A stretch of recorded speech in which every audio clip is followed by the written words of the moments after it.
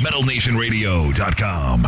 So when I would teach her, she is a perfectionist on things, and there would be questions like, well, if I strum, how many times does the pick go down before it goes up, and all of these details like that I've never thought about, because to me that's just been a natural. That's real deconstruction right there, isn't it? Yeah, so I had to go back and kind of relearn how I was doing something to explain it, because to teach something, you can be the best guitar player in the world, but it doesn't mean that you can teach someone else to do that. That's a completely different skill. So I had to think of, how am I going to explain this where this makes sense, where she can learn this. And that was she's fantastic to work with, and you got to always be on your toes. Oh, absolutely. I got to be. Where I'd say where a lot of people stop is where she starts. So a lot of people give up is where she keeps going. Tell us a little bit more about your work with Prong. I joined Prong it was the same month I moved to Los Angeles. It was right in January of 2000, or right around there. And it was working at Guitar Center. I worked with this girl. This girl worked in drums, and she was dating Ivan DePrue. And then Ivan was jamming with Tommy at the time. And so Ivan introduced me and Tommy together. And then I played with Prong, and then Tommy started building it up again. Found a drummer, found a bass player. Then we got together and started just playing anything and everything, just working out the sets and learning the songs. And then by the time everything kind of got going, it was, Madonna was around, and so I was with her at least 3 times a week. And then my teaching was it was really taking off. Like when I left for the first Madonna tour, I had 55 students in circulation. So I was teaching pretty much all day, every day, all week, and being my own boss. It was great. And so things kind of fell off, for Prong. And then after that tour that I did with Madonna, the first tour I did with her, and when I came back, Prong was getting ready to go on tour. And so I was just going to maybe go out for a couple of weeks and do something. And I wound up doing the tour. We toured in a van. It was awesome. It was a complete opposite of what I'd been doing the year before with Madonna, with our own plane. Yeah, nobody does she's not going to do a transit van, if she, let's face it. Yeah, she takes the best care of you of anybody that I've ever heard of in another band, unless it was like U2 or something where you only have 4 people. And so the last Prong show we played at the Troubadour, and Glenn Danzig was in the audience. And then the next morning I get a call from Prong's manager saying, "Don't unpack. You didn't unpack yet, right? No? Okay, well, don't unpack. We're leaving tomorrow. We're going out with Danzig." I said, awesome. So we went out for like 6 weeks opening for Danzig. Again, did the same run. It was awesome. Some of the best fun I've ever had in my life. Yeah, life on the road is very, very tough. It's full of all sorts of capers. We did a tour a couple of years ago, like I mentioned to you, and we had some guys get lost from Liverpool. They got lost in the middle of Compton. They took the train in the wrong direction and ended up in Compton. That's not where you want to get lost. No, not in the slightest.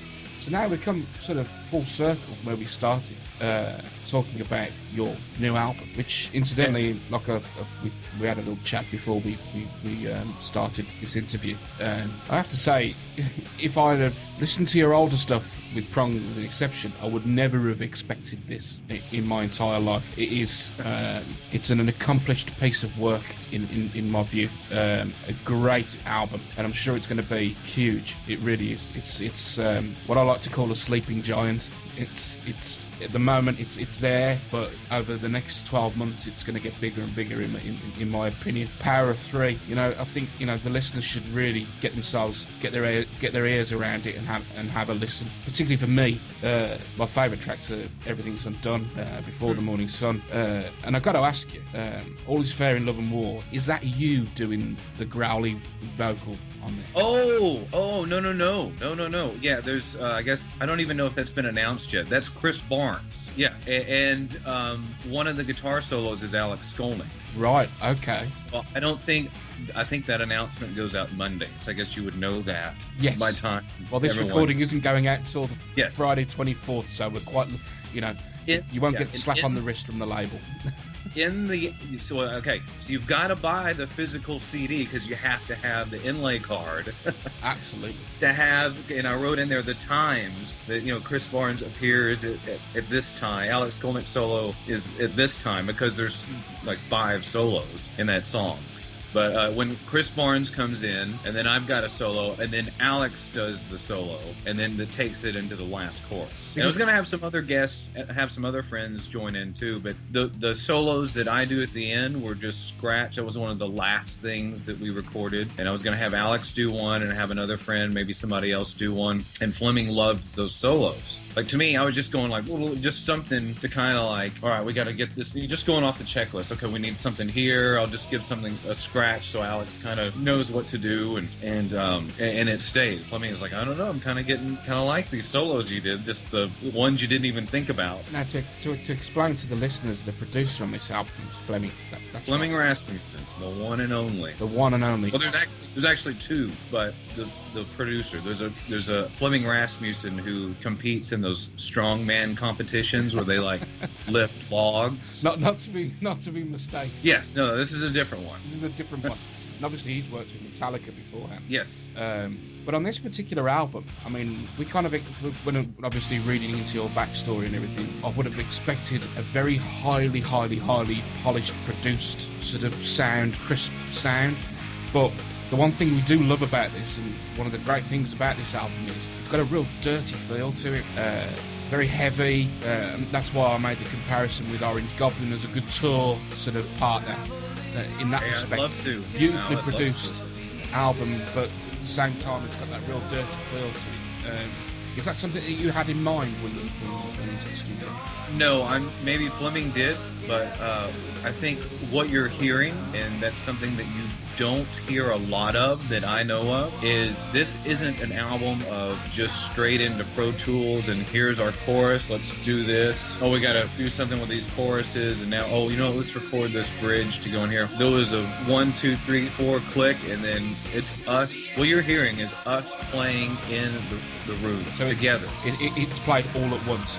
And then mixed live. Yeah. Guitar, drums, bass, all recorded at the same time in the same room. I got as close to the drum set as my headphone cable could reach, so I could just feel those hit.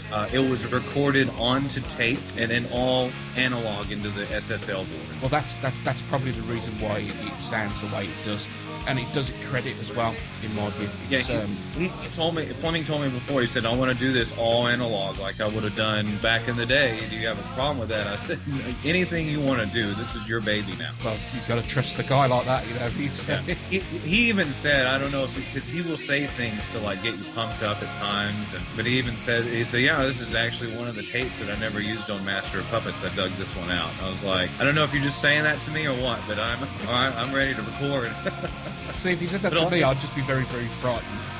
Yeah, but also one day he broke out the safety master for Ride the Lightning, because Ride the Lightning is the only album that he recorded and mixed, because someone else mixed Master of Puppets, and then of course someone else mixed And Justice for All. Because we'd tell the bass player Max, like, oh, don't worry, you're not going to hear the bass anyway, just play whatever. And you'd hear Fleming in the other room, I didn't mix that one. But yeah, one day, so he had us play in the room to the safety master, I think like the second day on or something like that. So God forbid anything ever happens to the master of Ride the Lightning, he's got a backup. Yeah. And so you're like holding the tape and the writing, and that was crazy. But also, he's got all those same mics. We used the same mics that he used on Ride the Lightning and Master of Puppets. United we rock. Metal Nation Radio.